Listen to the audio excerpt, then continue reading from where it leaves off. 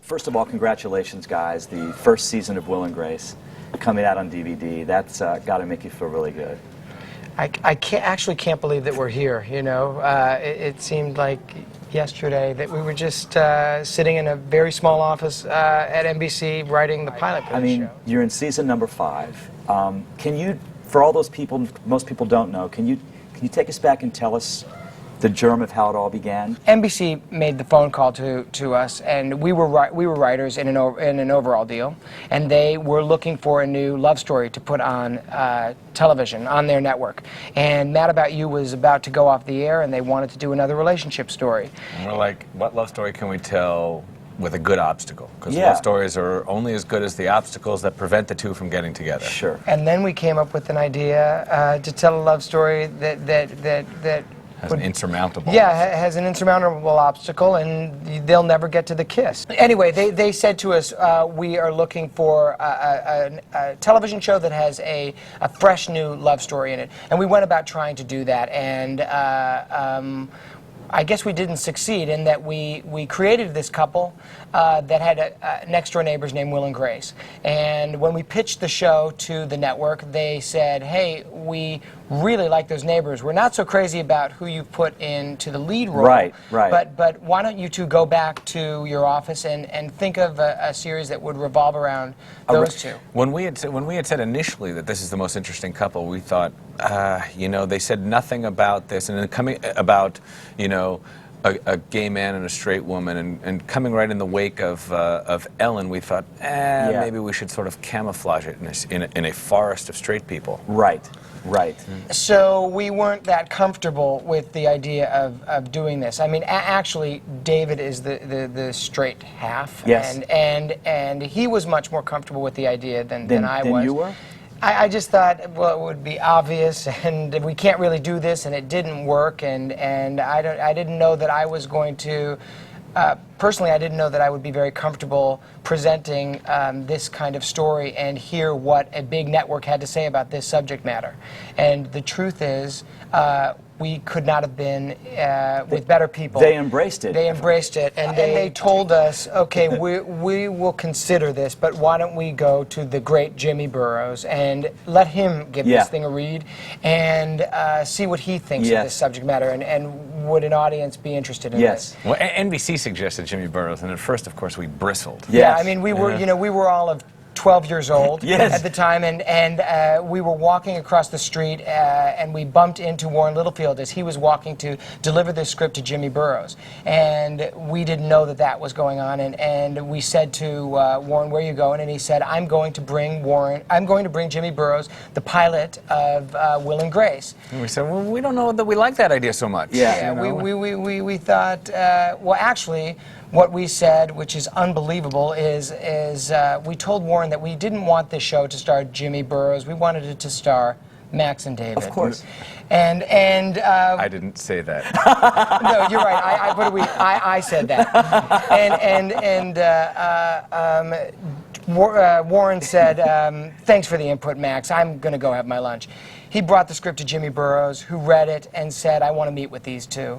And we drove over to meet Jimmy at Walter's Cafe on Cannon Drive in Beverly Hills. And the whole time we're on our way over there, we're telling ourselves, there's no way we're going to let this guy take our story and tell us what to do. We're girding ourselves up to just say, thanks, we respect you, but no thanks.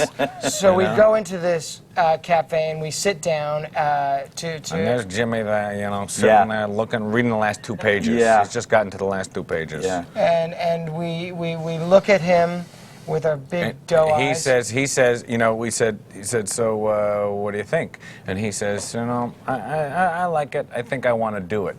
And we look at each other, you know, we're girded up having just had this pep talk, and we look at him and we say, okay. You know?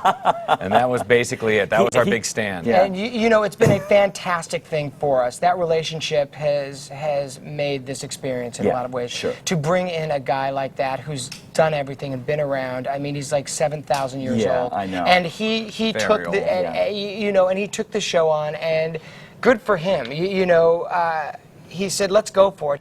The other thing about Jimmy was that we actually, I mean, in retrospect, you think, okay, well, there's going to be rocky times ahead because Ellen had just been canceled, and the whole rap on Ellen was, well, it got too gay for an American audience, and Jimmy had a certain amount of clout. You know, just it's almost like once he put his imprimatur on it, then it was okay, and he basically said, I believe in this. I believe in this story. I believe in these characters. I don't think that there's anything that should worry anybody here at Exactly. NBC. And that was a huge thing for us. Yeah.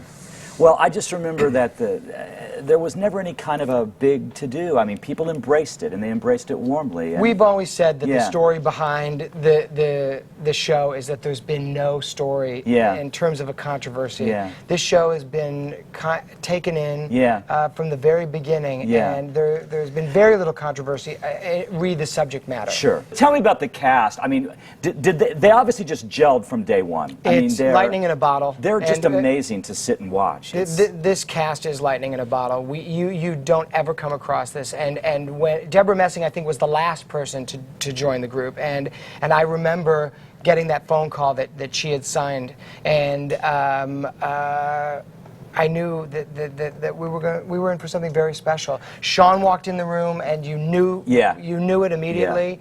Megan, the same. Eric actually was the first person to come in and read for us. And Tell me about the unbelievable lineup of guest stars that you have been so fortunate to have, and who have been so fortunate to be a part of this. I mean, people like Cher and Matt Damon and Elton John, and I mean, Demi Moore coming up, and Madonna to come. I mean, what do you think it is? I talked to the cast about this earlier, but what do you guys think it is that just entices these people, primarily from the big screen or the music world, to want to be part of this unbelievable show?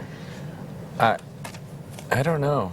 I mean, Bert Convy did The Love Boat. I think that's where it started. The idea of like good guest stars coming You on think? to yeah.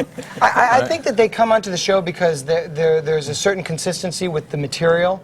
They know from watching, and they know from talking to friends that they're going to be taken care of. We've tried to make make it a policy to tailor-make everything to these superstars that come onto this show and take good care of them. That's the promise that we make them. Right. And then, in addition to that, I think that they show up, and it's a very happy set. It's always been a happy set, Yes. And it's a set of 4 hard-working actors who. There's very little bullshit that goes on around here. They just get to work in the morning. They put the thing up on its feet. They present it to the writers, and then they go on with their nice lives. And I think that makes for a very good work environment. You know, also, I think, you know, Matt Damon, for example, you know, he was in a softball league with Sean or something like that, and he said, and Sean said, if you ever want to do the show, and he just said, sure, it looks like fun.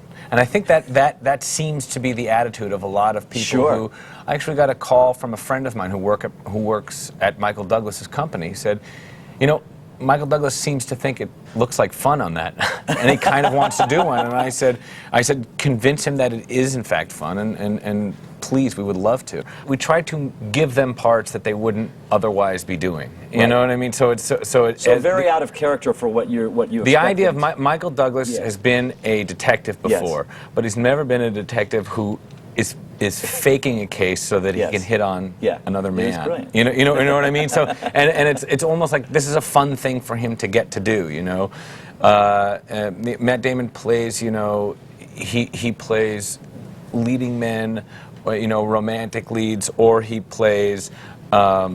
You know, like in The Bourne Identity, he is an action hero, you know, but he rarely gets to be a guy who wants to be in the gay men's chorus, even though he's a straight man. You know, so it's a chance to have fun. Seriously, it's a chance to have fun. I think that's what it is. It's a fun place to work. We keep it very light. There's very little drama that goes on on this set. It's about the work, and I think that's.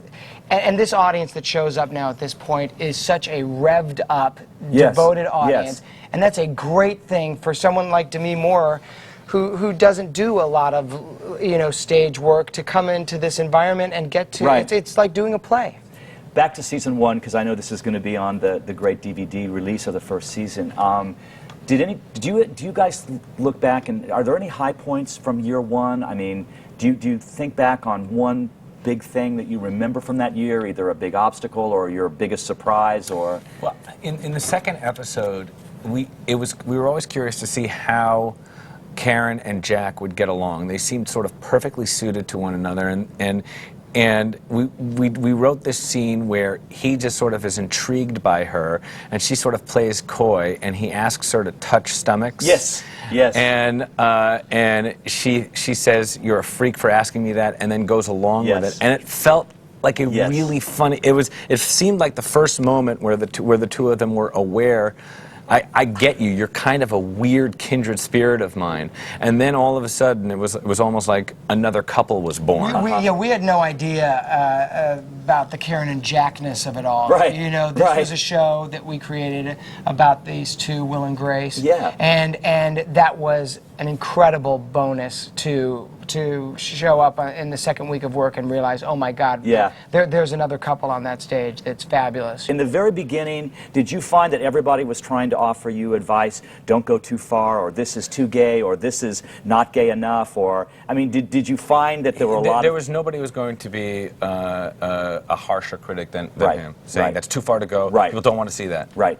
The first 13 episodes of this show was incredibly difficult for us as writers and as people. We had no idea what we were dealing with in terms of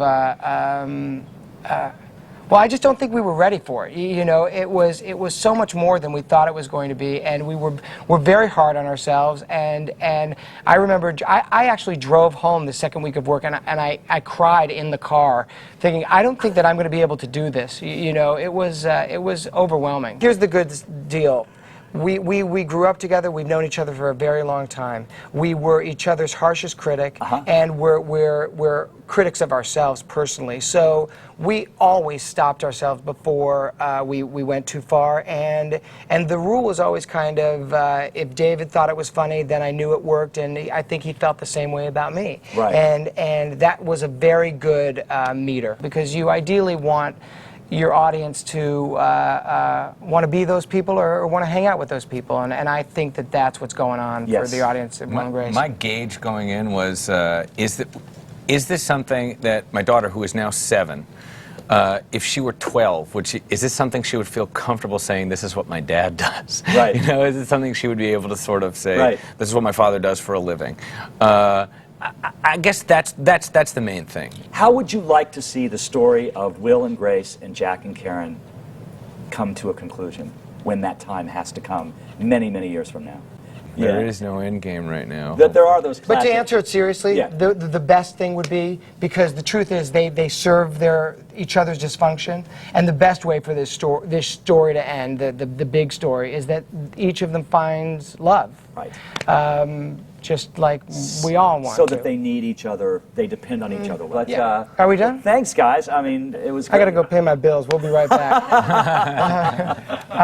Thank you, guys. Thank you very much. It was great. It was great. Okay. Great.